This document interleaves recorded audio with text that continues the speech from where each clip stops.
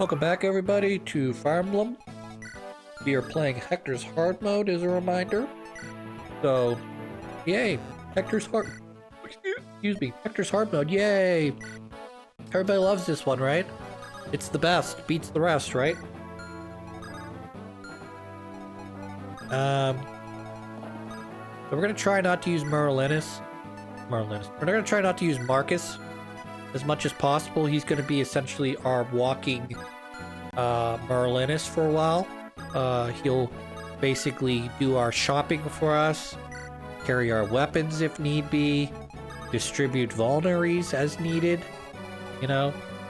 And then whoever gets experience gets experience. I'm not really going to worry about whether Rebecca or Bartray or Lowen or whoever that I don't plan to use gets experience, because we need to get through these levels, and ultimately I believe there's enough experience out there that no matter who I get, when I get them, with the market exception of probably Nino and maybe a couple other people like Carla, that are you just get them way too late to use them. I have to presume there's enough experience out there for all of them to get to the point that when we get all the way to the end of the game, we're fighting Nurgle and we're fighting the dragons and we're fighting all of the puppet versions of the Black Fang members we've fought before, that we will be in a good situation. Not a great situation. We may even struggle or have a lot of trouble. I don't know. I haven't played that far yet. But we can get ourselves to a situation where we are good. We're able to wield weapons that we're supposed to wield, like hammers or axes for axe users, and, you know, anima magic for anima magic users, etc. We should be good. But we'll see. I don't know what the game entails. Certainly this first section is extremely difficult if you don't level up Lynn's characters, the people you get in Lynn's campaign. And again, we will be using Marcus as needed. If I have to bring him in to kill an enemy, because it'll basically mean one of my other units dying and I'm gonna have to restart this mission, then it's just not gonna happen. I'm not gonna let it happen. And I am gonna use Marcus to, if needed, run ahead and the next level, for instance, we're going to be doing a gated mission where we have to protect Merlinus, and there's a village that gives you several thousand gold up in the northeast corner of the map. I am going to send Merlinus off to pick up that money and come back. And then as needed, I will use him also to kill enemies that are trying to murder my low-level guys. But the hope is that I'm able to use, excuse me, the hope is I'll be able to use him to soften enemies up, which, if you played this game, you know that's really not possible, because he's too far ahead in terms of strength and skill and speed. So he's going to double, and he is going to do like 14 damage apiece. So for a 23, yeah, for like this archer or anything else that you're going to run into, Marcus is going to not only beat them, but he's going to beat them to death with doubling every time. So that is, that's the plan.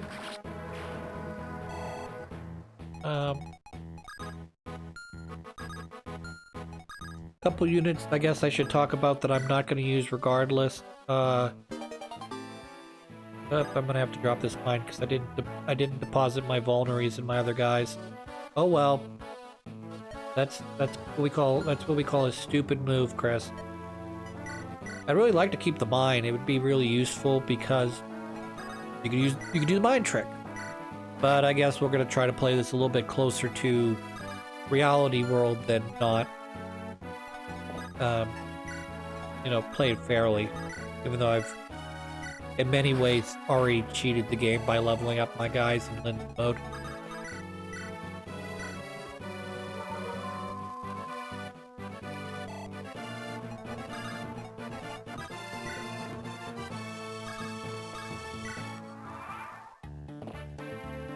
Yeah, I don't care. You're not gonna kill Bartray. I know he's not at a very high level, but you're not gonna be able to actually kill him, so... That's sad that you decided you wanted to throw yourself against Marcus, though. Like up. Yep, you're dead next turn.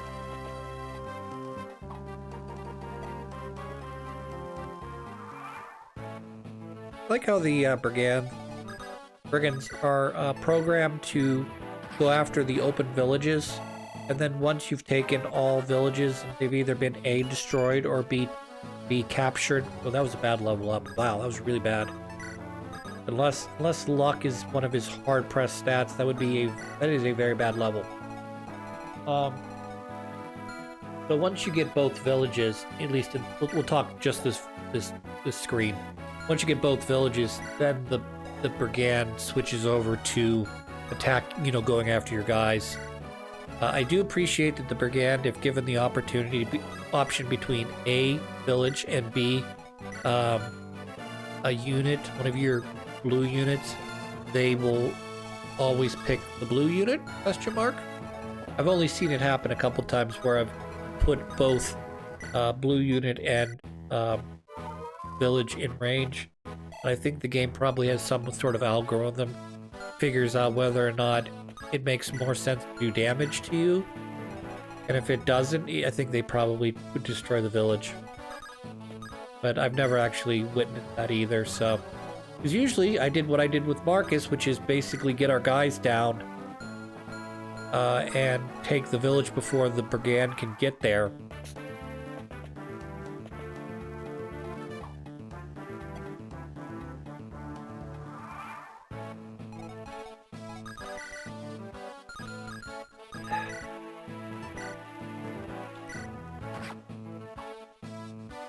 So even though it's not quite tax day yet, I'm starting to feel the pressure of needing to get my taxes done.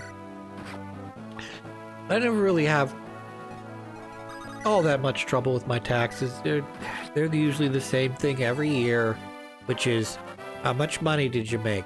Do you have insurance? Do you have stocks? I have stocks. How much dividend do those stocks pay out? Okay. Now we're going to do a calculation. Okay, you put enough money aside this year that you're going to get a refund check. Or, oh no, you didn't put enough money aside this year, so you're going to owe us money. I've never had to owe the federal government money, by the way, but I figure if I start making too much money, I might have to do that. Or for some reason, my tax bracket or whatever changes, which I don't expect to do. Short of me hitting the lottery or discovering or investing in, like, say, the next Google right now. I don't foresee that happening. But to make a long story short, my taxes always go like that, where I get money back from the U.S. government, and then I do my state taxes. And the state says, did you make any money we were not aware of? And you go, maybe. And they say, well, that's taxable then. So you're going to owe us tax money. So I always end up owing the state money. Which is fine. And then the local is the most easiest to do.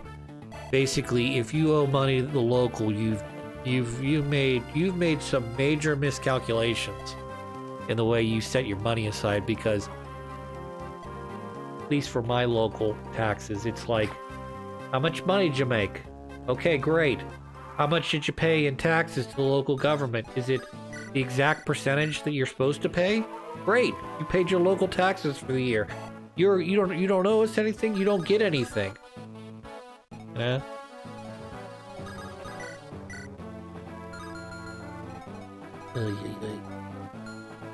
I gotta talk to Guy because he's one of the guys I want to recruit.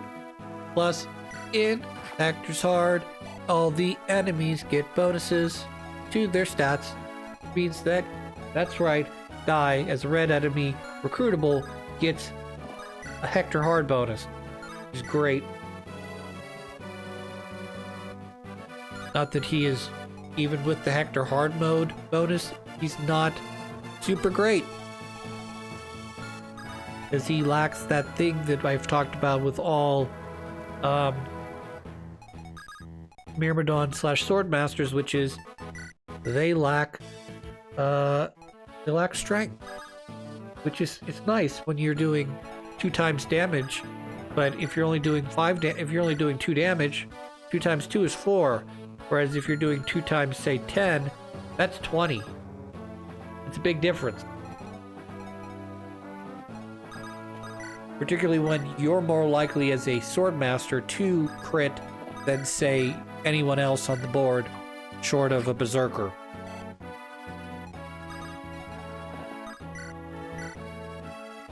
I do appreciate the high skill and speed, because the high skill and speed basically means that unless you're doing what I just did and fighting the wrong part of the weapon triangle, you're more than likely going to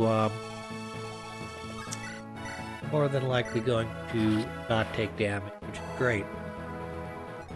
However, if I were given an option between defense, where no matter how hard they try to hit me, they do 0 damage, or completely having a 10% chance of hitting me, I'd still take the defense. Give me defense over evasion every time. Now, I understand. Well, what if the guys all do 3 damage to you? They could chip you out for 12 damage. Surround you. Yes, that's true. They could do that. But if I had a choice of, say, having to dodge 4 guys' attacks in order to survive, I'd rather have the defense and let you take 12 health off of me instead of praying that all 4 of those guys can't do damage to me, because, say, a combination of 2 out of the 4 or 50% would result in a death.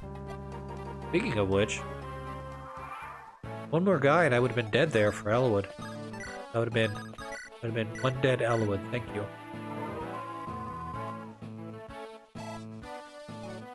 Force units are sort of in the same way that they are advantageous and useful for you. They're also very dangerous when they're on the opposite side of you. Why? Because they've got all kinds of movement.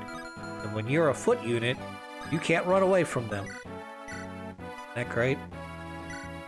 That's enough. That'll do, pig. Not that Lowen's a pig, but that'll do. Yep, we're just gonna put you down here. Use kill edge. Yep. Nope. We're gonna move Matthew down here. We're gonna take his sword off his body, and yeah, we're gonna use that to murder this guy.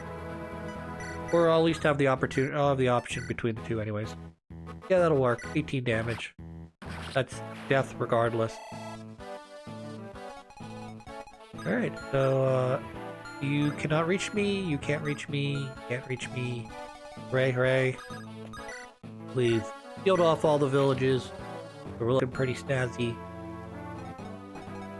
What else? Yeah, we'll move Marcus up. I'm sorry, Lowen up. Wait a minute. No. Oswin. Sorry. Getting my names confused now, which is not great. I played this game too many times to get their names confused.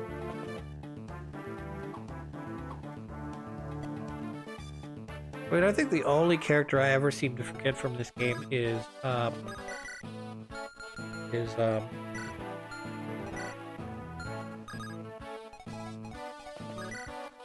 doing a great job right now, aren't I? Shit.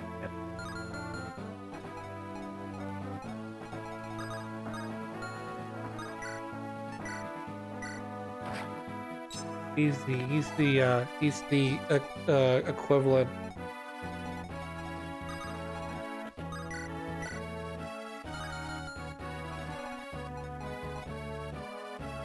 He's the other knight slash general that you get. I'm forgetting his name right now. I don't. Wallace. There we go. Took me a second to think of it. Wallace is the only character I routinely forget about because the way I do my lords, I always seem to give them too many levels, which means that we never run into Oswin. So, I've done, as you've seen in Hector and Elowood's normal mode, I've run into the Bishop, I've run into the Assassin, in the split there, depending if you use more mages, or you use more heroes, or mercenary slash sword or axe users.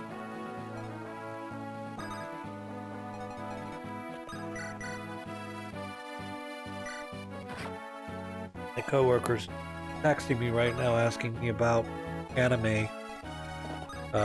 It was remade.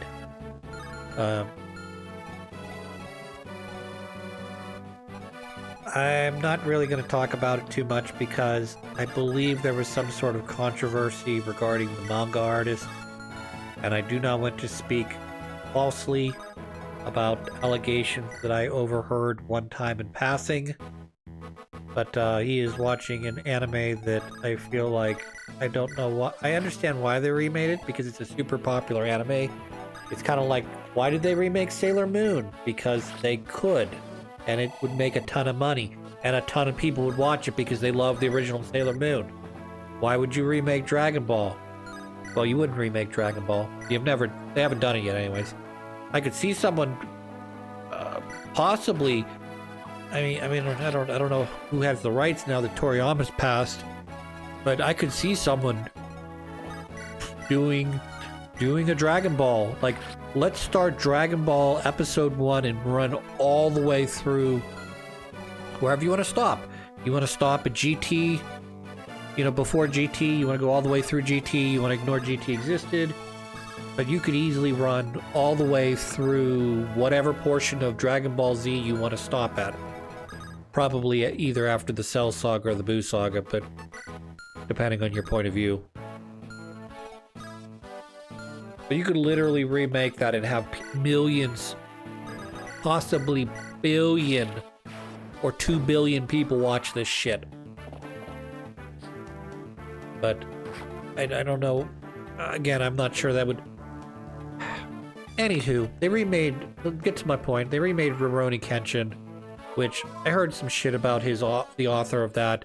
I don't know if it's true or not, so I'm just not going to speak about it. If it's true, it's true. If it's made up, it's made up. I'm not even going to bring it up. But they basically, I watched Rurouni Kenshin when it was on Toonami back in the day, and I went out and bought the OVA or whatever it's called, Trust, Betrayal, and Reflections, I think is the third one, which are all just super depressing and sad. I actually think that the US dub, which I don't usually do dubs anymore, but I think the US dub actually does a better job of being like serious and depressing, and sort of kind of getting to like the root of like, hey, this is a kid. He's kind of doing what he thinks is right, but by doing so, he's also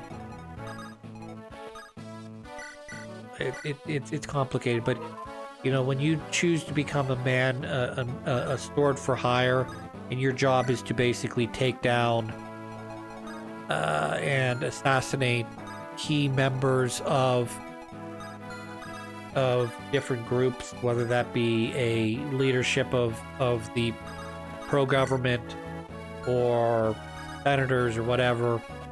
I don't think Kenshin does any of that portion, but he was essentially a man-killer or manslayer, and he did some stuff. And in Trust and Betrayal, you sort of see the consequences of that, because despite the fact that, say, you're on the one side and they're on the other, these are still people, and people still have, they They have brothers and sisters. They've got wives and girlfriends or husbands or boyfriends or whatever. And when you take away something that is loved by another person, they will sometimes seek out revenge against you. And one of my favorite lines from Trust and Betrayal is the human. It's something along the lines of the human heart. The difference between deep hatred and deep love is as thin as a sheet of paper. You could easily go from hating someone with all your might in this world and just totally being 100% that person's gotta go. I cannot stand them. I will do whatever it takes to take revenge on them. And then just a couple instances where you see the humanness of them. You see that they're just another person trying to get along in life. And you see the things that are redeeming about a person. And like I said, your deep hatred for someone could quickly, when you get to know them, become a deep admiration or a deep love for them. And yeah. So Rurouni Kenshin picks up sort of as a comedy, if you will, to this OVA, the Trust and Betrayal, which I assume comes after Rurouni Kenshin. It all long since ended, but I'd have to look that up to know for certain. But basically, he doesn't want to talk about, at least in the first season or so, he doesn't want to talk about why is he a roaming samurai and why does he refuse to kill, and is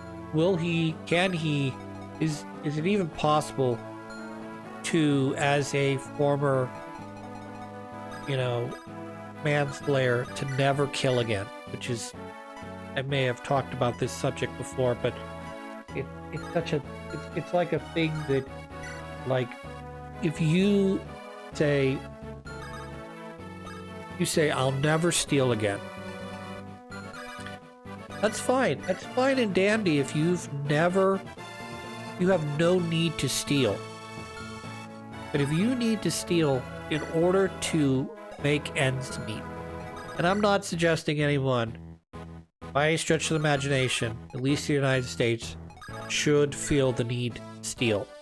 But we're talking about food, being able to provide the bare necessities, which you would, in this day and age, you would hope at least there would be no one that was starving, or no one that was without water or other necessities in this day and age, particularly in an advanced country, a well-off country, I guess I should say it.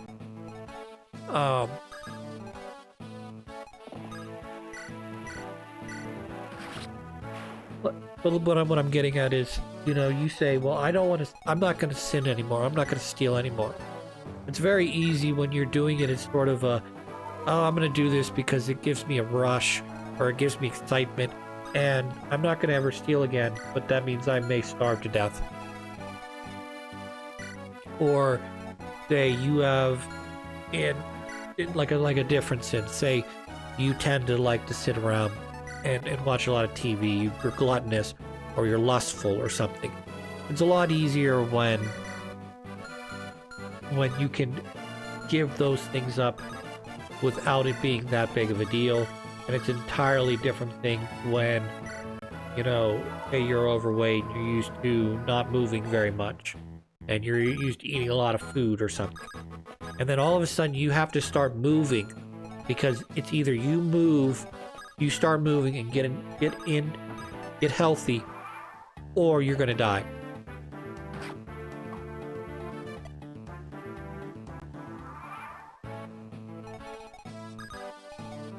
It's hard. It's a, particularly when you're talking about a thing that is ingrained in your character or ingrained in the way. I'll give you a great example. I wouldn't consider myself slothful by any stretch of imagination.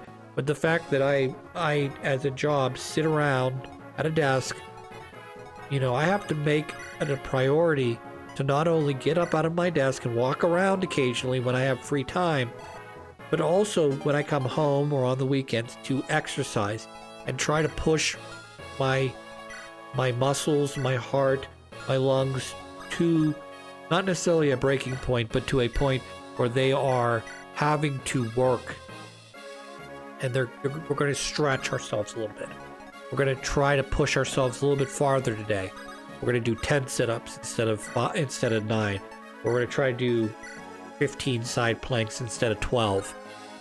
And maybe you reach that absolute limit and you can't push any farther than that. Well, that's fine, but you try again tomorrow. Or in 2 or 3 days, whenever your muscles heal. But you get what I'm saying. I'm not really sure where I'm going anymore because I've gone off on gone on like a triple tangent at this point. But he's watching Rurouni Kenshin right now, and he's trying to figure out if the art style changed at some point in the middle of the season. And I'm like, are we talking about the original viewing of this show? Or are we talking about the remake they just did? Because the remake is only up to the end of what I would consider first season.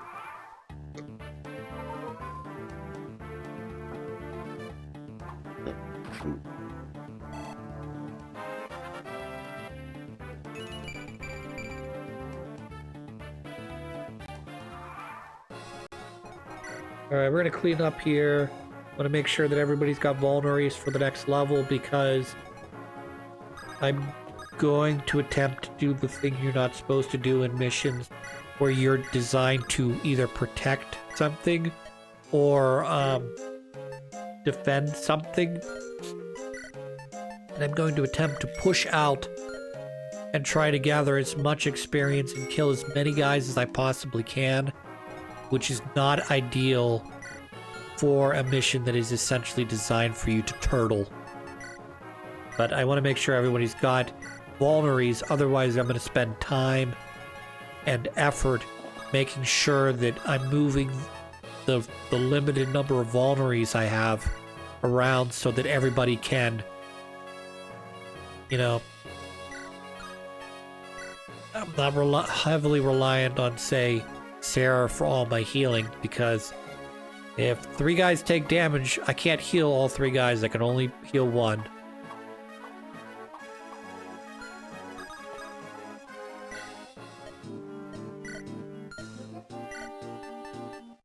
Yeah, I'm gonna sell the torch because I want the money, and I'm not gonna end up using the torch.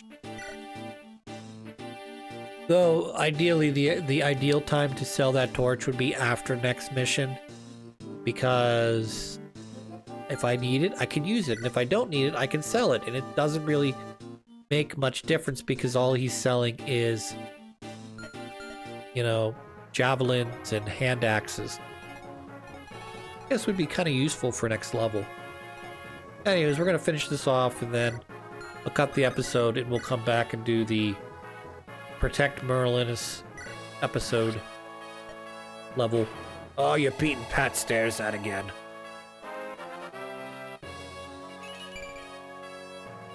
Boo! Boo! Bad level, boo!